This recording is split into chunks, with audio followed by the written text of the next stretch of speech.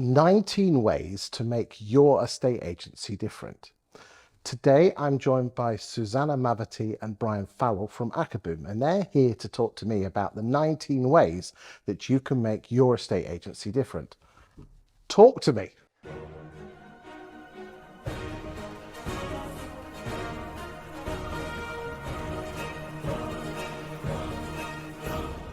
It's not 19 ways of how you make yourself different. What we've got is 19 ways, 19 suggestions for you to consider how you pitch them and how you make yourself different. Because let's face it, there's a common misconception, every agent is the same.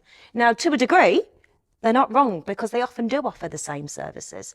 But what we're saying is it's not necessarily about always having something different. It's about how you pitch it, make it memorable, make yourself stand out from the competitors. Brian, surely before we start working out what makes us different, we need to work out where we are and where our competitors are, don't we? Suzanna just said something that was interesting about the public. Go on. The public thinking that all estate agents are the same. Well, we all are all the They same, do. aren't we? When I was an estate agent back in the day, a long time ago, When God was a boy. it was nearly that long ago, I remember I worked in High Wycombe. There were something like 30 estate agents in an alley. And as I used to drive to appointments, I would look into the windows and I'd think, that agent looks exactly the same as the next one, that looks exactly the same as the next one. But I was in the industry and I knew he was dynamic. He didn't work very hard. They worked 24/7. And if there was a multi-listing, you always knew the agents that were going to sell it if you were up against them. And it might have been us if we're on a good day. But that's the sort of insight knowledge that I had that the public don't have.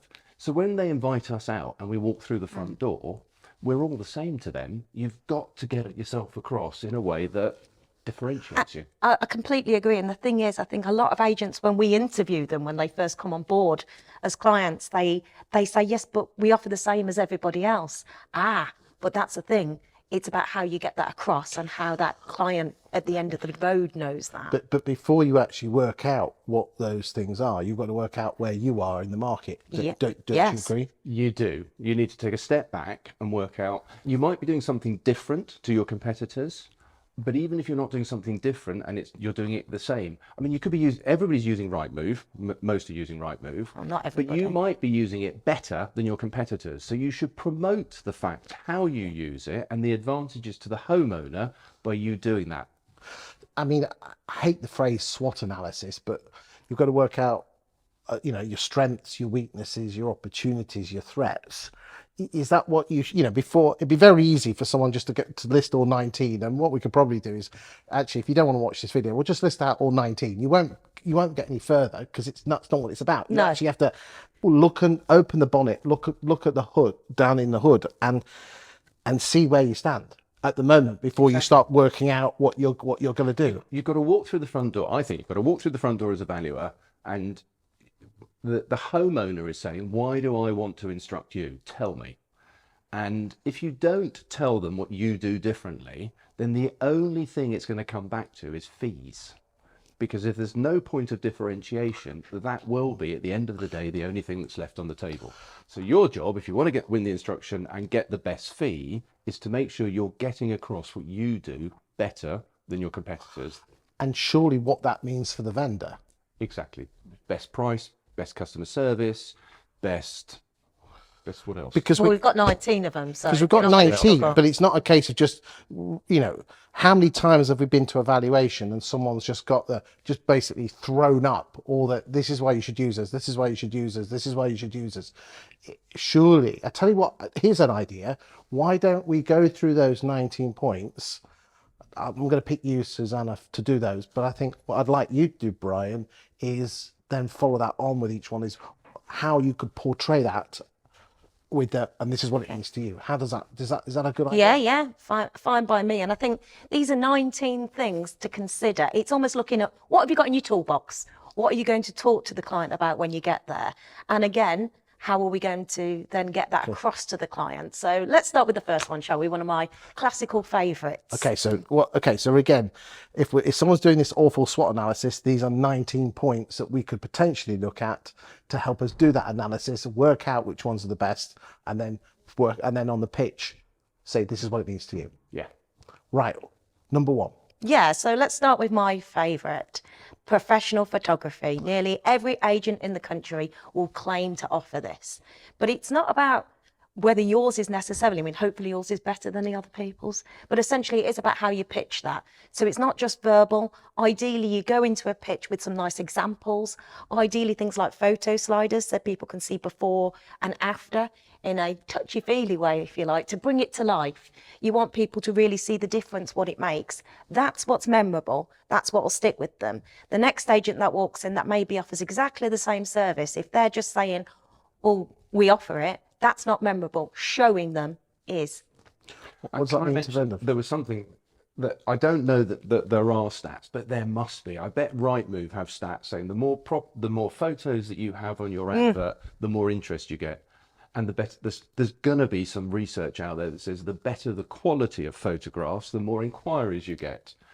Back in the day when floor plans, I remember Rightmove putting a stat out there that said adverts with floor plans got 30% more clicks than those with not. So it'd be madness to be marketing a property without a floor plan. I can remember when I was in a estate agency, if you put a blue fluffy cloud, brightened up the front in a bit of Photoshop and put some blue on. We're not talking about the azure, the ones from the Barbados that went, oh my God. We're talking about subtle clouds. 50% more people clicked on the advert. Absolutely.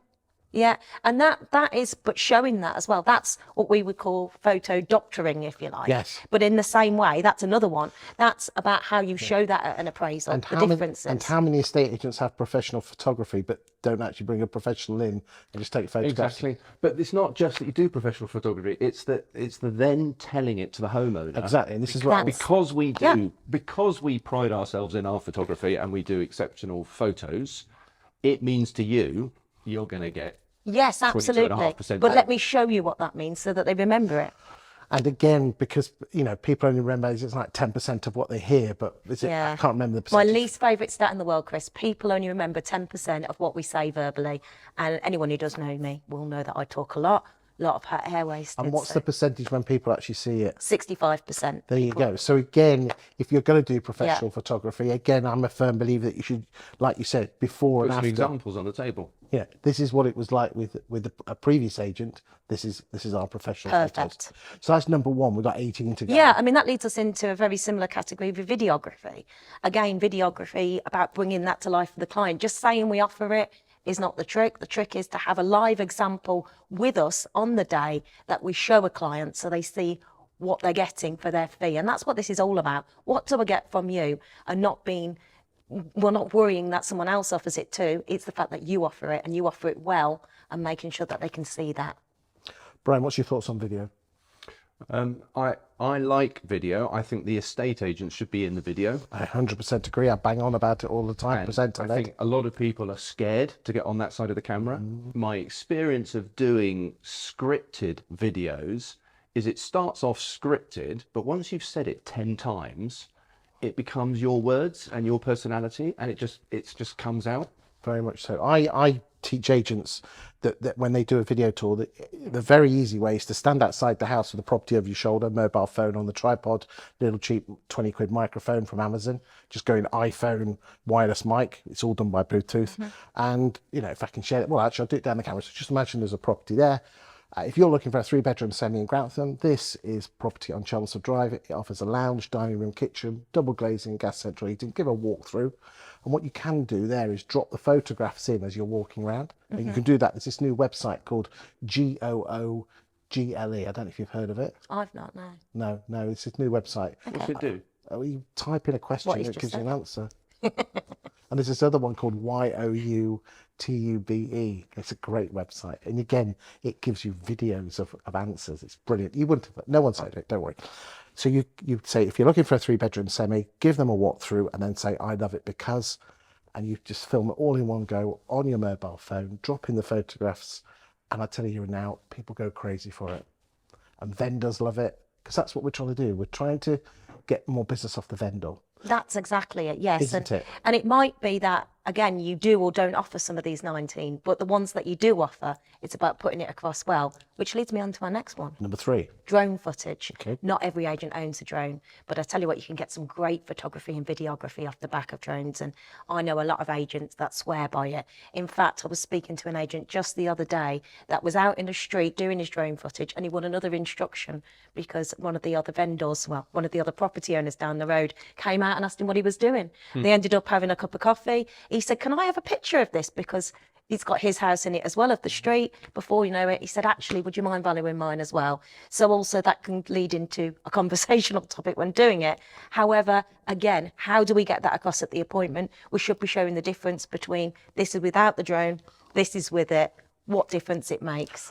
Most agents are not doing drones, but that just strikes me as an obvious one, that if nobody else is doing it, well, you go and do it. You don't have to do it on every instruction. No. You just have to say, we can do it. And yes, I know you have to get qualifications, put the time in to get them, but you know, they've come on so much now. You can remember the old days where they used to hover up and they go left, right, and then down, but now there's sweeping stuff and you can learn how to do this. It's just a video game with some photos, isn't it? Yeah. What's number 4? Advanced technology. Now, this is kind of a broad spectrum, but things like 360 virtual tours, another favourite. If you're doing it, you've paid for that facility. How many times do I know an agent that's got sort of Matterport or Giraffe 360, but doesn't mention it at the appraisal because they think it's all about selling the property? And that's what these things are about. Yes, it helps you sell the property, but we need to pitch that to the vendor to help win the instruction in the first place. Yeah, and I think a lot of it is estate agents, the stuff that they do to differentiate themselves. Yes, our job is to sell the house, but you need to have the house for sale in the first place. Can't sell what you haven't got on the Exactly. market. And that's where this comes across. But again, I'm going to say it, when you're at the appointment, are you showing them a live version? Can they see it? Because if they're not, and you're saying it, how many people really know what you're talking about? Yeah. They're not in the game. They don't know what a Giraffe 360 is. No, but if you actually do, they create some great videos, don't they? And they, you know, a walk through the house is amazing. They look great. Even when you're talking about embracing technology, if you walk through somebody's house and the husband or the wife happens to mention that they're in the world of IT, you should be embracing that and promoting, putting all of your eggs, many of your eggs in the IT basket and saying, as a firm, we embrace IT, we embrace technology. We not only use the latest marketing tools that are attached to IT, but we embrace the latest CRM.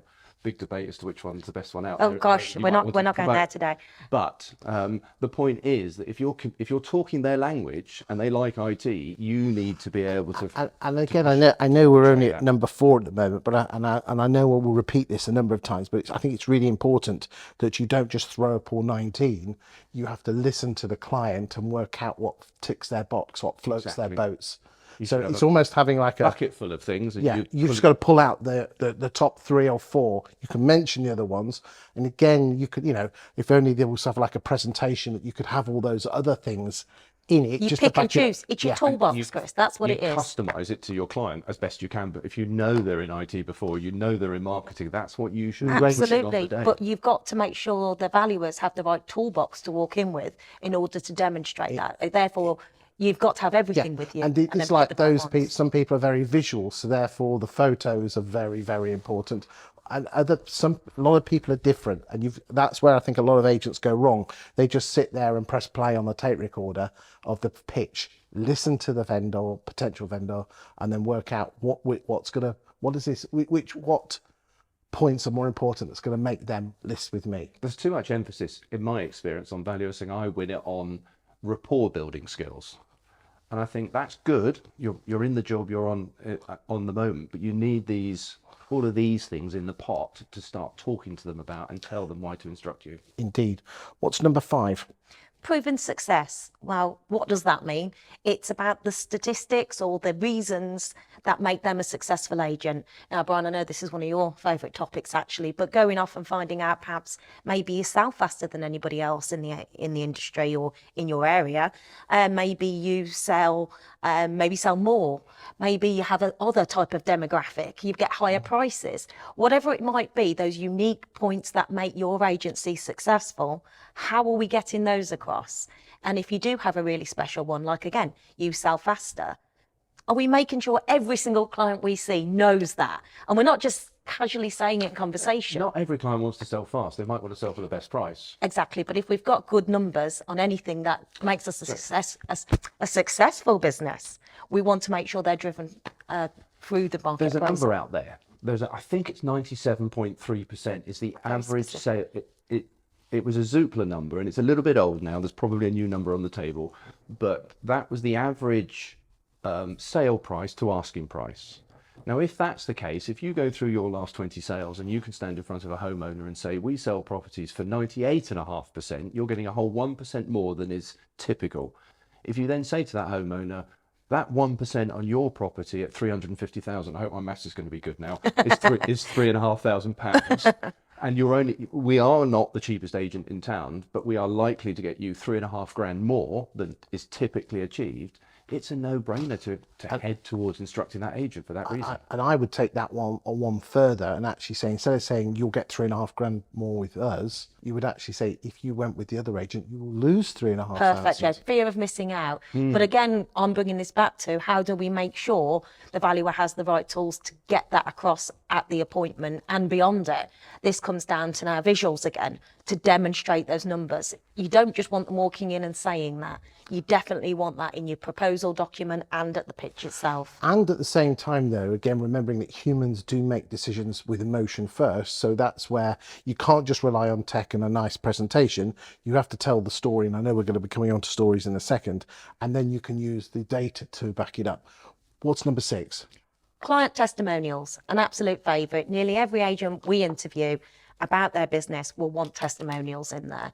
However, testimonials are often very flat. Mrs. K of Stockport said this. It can not mean a lot. It's again about bringing these to life as well. A story, which Yes. I know in another video, we're really going to deep dive on that. Yes, absolutely. And video testimonials, there's not many of them. We don't see many video testimonials of a client, but they're so powerful. If you can see another vendor talking about why they instructed them and how then... Yeah, people like us do things like Yeah, this. So it's emotional again. So I like to see that. So I don't think there are anywhere near enough video testimonials out there. anything to add to that, Brad, before we go to number 7? As you were talking, I was sitting there thinking, if you were really clever, you might go through the testimonials and look for keywords, and you might be able to throw out there that said, out of the last 100 testimonials, the word amazing was used 54 times. I like that. And I've just made that up on the spot. Yeah, I know Slipped you that one have. in. No, I'm not. There you go. Number 7.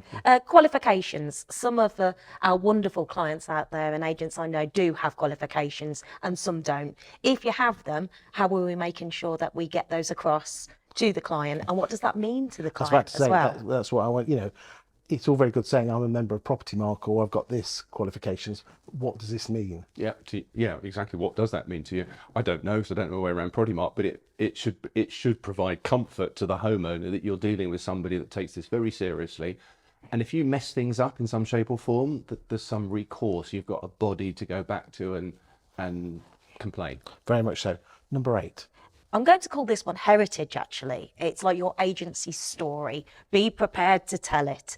So rather than just, we're a small office agency based in Horsham, it's really how were you established? Tell the story about you as a business. What do you offer? And tell stories about clients you've helped, the neighbours you've helped. Bring to life your success as a business. Humans love stories, don't they, Brian?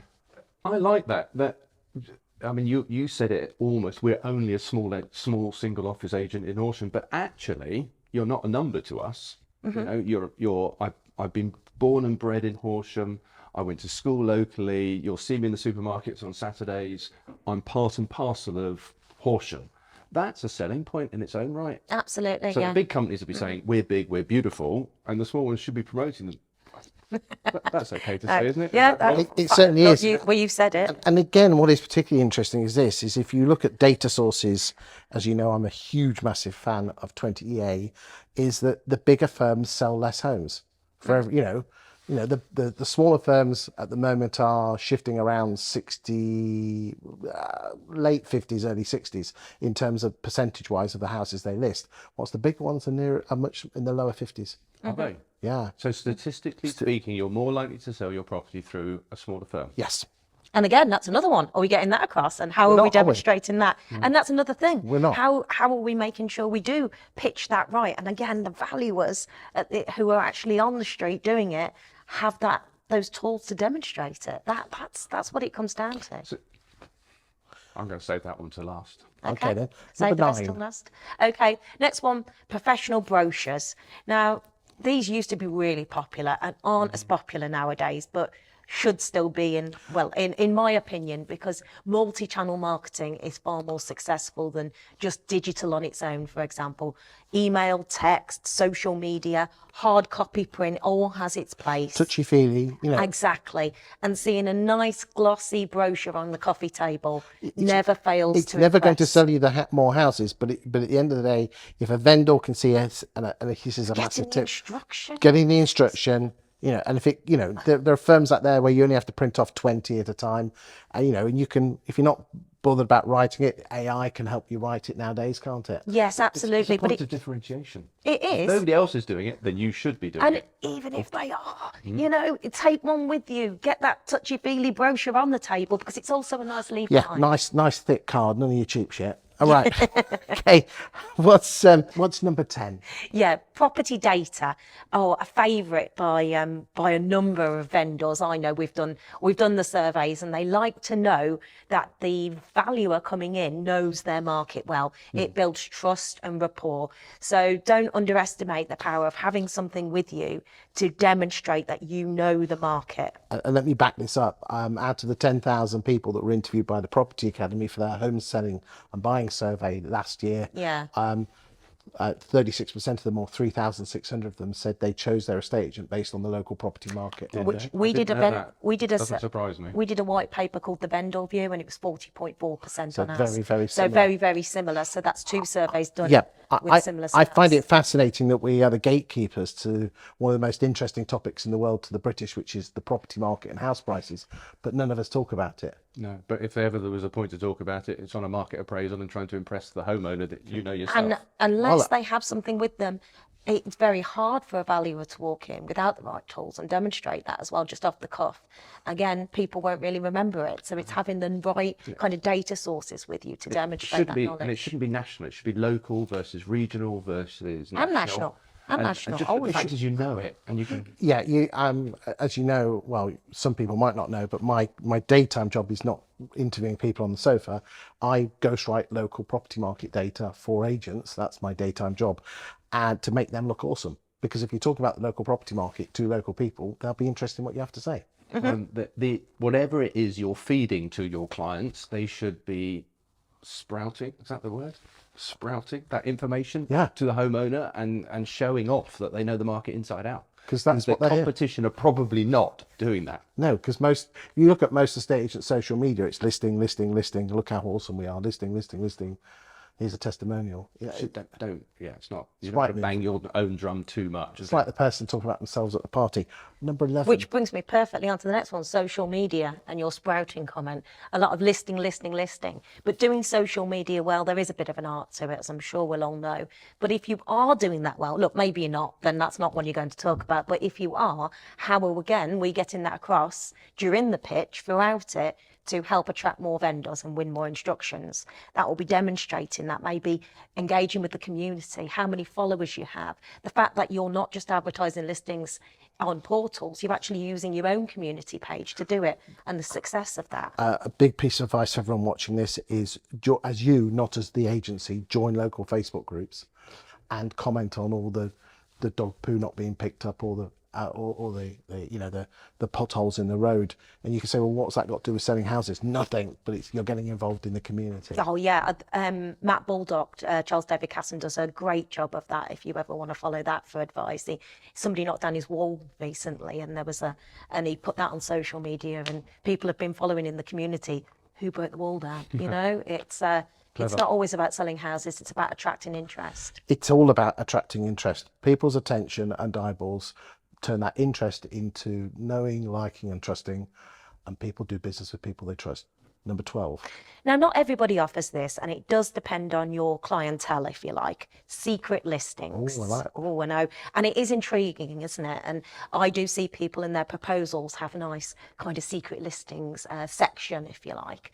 Now, if you do offer that kind of thing, and typically it's because you might have clientele that don't want to publicly sell, and they often have statistics around they sold a percentage of their properties via secret listings. So if you are doing them, what percentage have you sold? Why do you offer it? And again, it's about the right client, but you should have that in your toolbox ready to talk about if you're with a client that perhaps is a little bit worried about having a for sale sold board or having their property photos online. It's another one to have up your sleeve.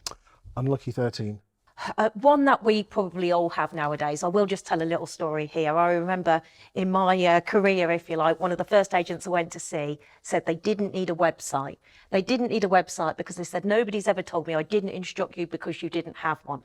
Now, I find that always a funny way of saying it because no one's ever going to phone you up and say that. However, website marketing, nearly everybody has it now. But again, just because somebody else has got it doesn't make it boring. It's about how you bring that to life. Maybe you've got a better search function on there. Maybe you've got a lot of traffic. What is it about it?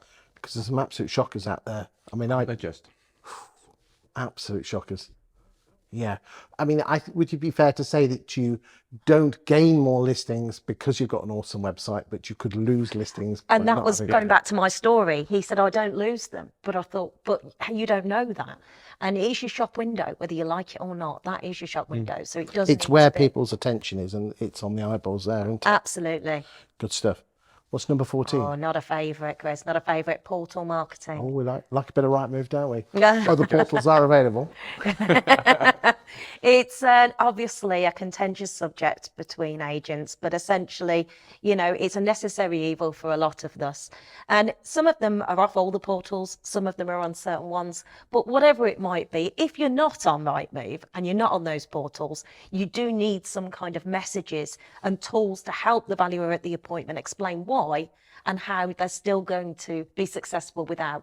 Maybe I heard Christian Byfield saying recently, you know, he hasn't for years and it's not affected him. Great. Are we, you know, how does he get that across at an appointment? Question for you there. But essentially, if you are on them as well, why are you doing premium listings on them? Are you doing something better with them?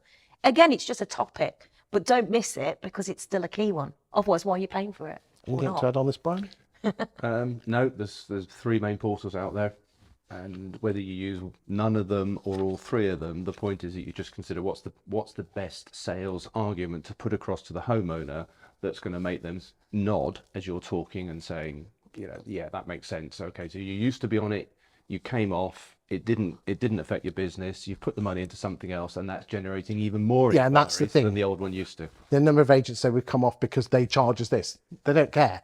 We can say, well, everyone goes on that, but we've got, and this is better. Yeah. And it's all about, again, delivering that message. Okay, we're near at the end. What's 15?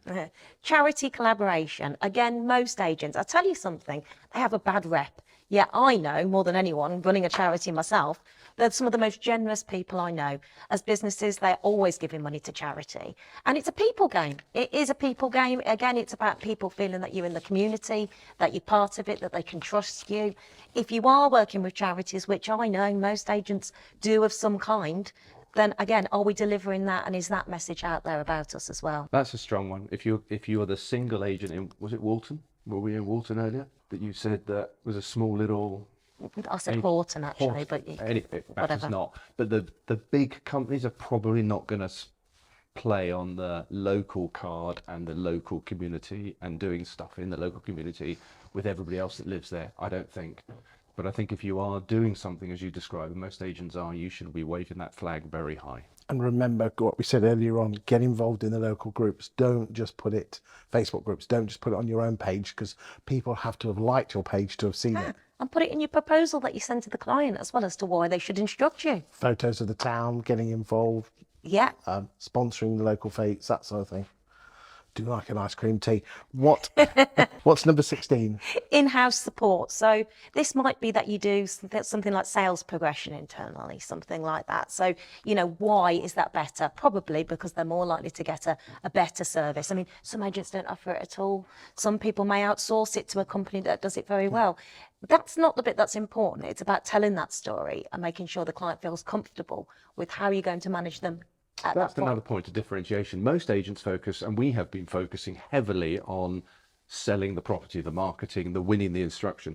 But to win the instruction, you can say to the homeowner, finding you the buyer, is half of that is easy. The hard part is getting you through to exchange and then through to completion. And on the basis, I'm not sure what national averages are at the moment, 30% fall through rates. You know, if you can pick on a national, a typical result and say to a homeowner, we used to be just like everybody else and have 30% fall through rates, but then we have a dedicated sales progressor, which we invested in. That has reduced our fall through rate down by X, which means you are now 3 times more likely, having found the buyer, to get through to exchange and not suffer the heartache and the pain of a fall through and restarting the ball. Or even Marketing ball. outsourcing, even if it is something like ASAP, for example, they get great numbers, great statistics, but share it. But That's make what a we're point saying. of it to the And homeowner. what it means to you. You're Exactly. you're more likely to move. You're less likely. Yeah. To, you know. What's number 17? Now, again, not for everyone, but your own offices. I mean, as we see online go up, this is a less popular topic, but yet I know some agents are still investing an incredible amount in their actual office space.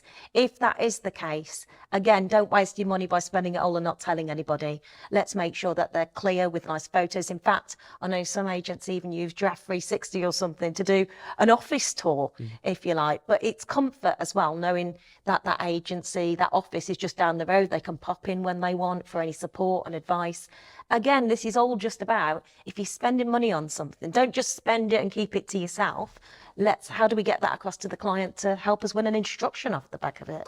I like the idea of pictures of the office. That just pictures. It does make a difference. 100 Local words. pictures as well. And it scares me how many agents don't have meet the team. Oh, a meet the team is another one. Yeah, absolutely. You should be always introducing the team. People by people. That hasn't gone. Yeah, it's scary, you know, because each week I do like an analysis on on a town's property market, and I like to email it. And there's no, you know, we're in a people business, aren't we? But the amount of times where you don't see the people and no email addresses. Amazing. Okay, 2 more to go. Number 18. Wait. Ancillary services.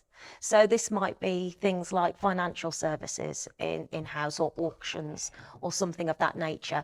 Again, this is one for your toolbox. If you're offering auctions, how are we, if you're at the right property that might go to auction, have we got the right tools with us to demonstrate why that might be best for them? Maybe it's going to sell quicker, which is of course what we would say, get them a faster sale. But again, have we got the right tools, and have we got that ready to win us more instructions via that method? This is a, instead of we've got a mortgage arranger, we can say we have a mortgage arranger, which means we can keep it in the house and keep the sale together. Is that what you're saying? Whether it's mortgage, whether it's conveyancing, or whether it's finding them a new home through a relocation service or similar. You're pinching my next one. Get off. Here I was. Get off. My next one, and the last but not least, is networks. If you are a member of the Guild of Professional Estate Agents or Relocation Agent Network, they are typically restricted to just the area that you're within, so it is a complete unique selling point. I know loads of Guild members and RAN members, and they're not mentioning it on the appointment. Now, of course, sometimes you may argue that's not appropriate for, say, for RAN, if somebody's not looking to move out of the area. I would argue still saying that you've got It's the other way exclusivity round. over that, exactly, but I do hear that said, oh, they weren't looking to move, so I didn't feel it was appropriate. That's not the case. It's a unique point. With the Guild, I was with a client very recently talking about their unique points. And he literally opened his dash drawer and pulled out the ID card that you get from the Guild, which is something you can walk up that drive and knock the door and say, look, I'm the only professional agent in here that's been checked and things like that, giving that client the security and things. So if you are paying for these networks, don't waste them. Use them as part of the pitch, as part of your proposal to help you win that instruction. There will be a stat out there for sure, and you're in the world of stats, that people don't usually look in just one town, do they? They look at an area, and there is probably a stat that says, although we're based in the town centre, we might have other offices. 30% of our sales are to applicants that didn't register directly in our office. They were passed from a relocation agent network or some sort of network environment. And just by bringing that to the surface and putting it across to the homeowner is another reason to instruct you and not somebody else. Well, I want to say thank you for the 19, and I think if we had to But summarise... there's more. I just want to say that's not exclusive. There's 19 there, but I'm saying you really need to, if it's your business, consider what else you have in your kit bag and what you should be There could be demonstrating. other things, and that's where we were coming back to is there's no point in just doing all these 19 or throwing Yes. them up over the client. Yes. Is to work out where you stand, where your competitors stand, and then analyze it and decide, right, these are the ones that we're going to really improve or take on board. to get us more listings, to differentiate ourselves so we can earn more money and help more people move. Exactly. Final thoughts? My final thoughts are that when we sit down with people and we say to them, what are the reasons to instruct you? It's amazing when they've got all the valuers together and they're throwing all the reasons on the table, how they disagree with them all, each other. So like they're all me and out there sometimes. But the point is that if you're the business owner, get your valuers together, get them into a room. What are the reasons to instruct us? And get the whole group discussing it to identify what, as a business, you are doing that's better than your competitors. And then you've got the whole team singing from the same hymn sheet day in, day out, and you've thrashed out what are the best reasons to instruct you. Because if the team aren't singing off the same hymn sheet, God help the vendor. And that's very common. And that's why it's important to make sure they've got the right tools with them to bring that to life. Brian, Susanna, thank you for your time today. No, thank you. Thank you for watching this. I know it's been a big chunky video, but there was no point in rushing it. And I think we had to analyse it. And I hope it's helped you, ladies and gentlemen, in estate agency land and lettings, obviously, be a better agent. Thank you for your time today. Thank you. Pleasure. Thank you.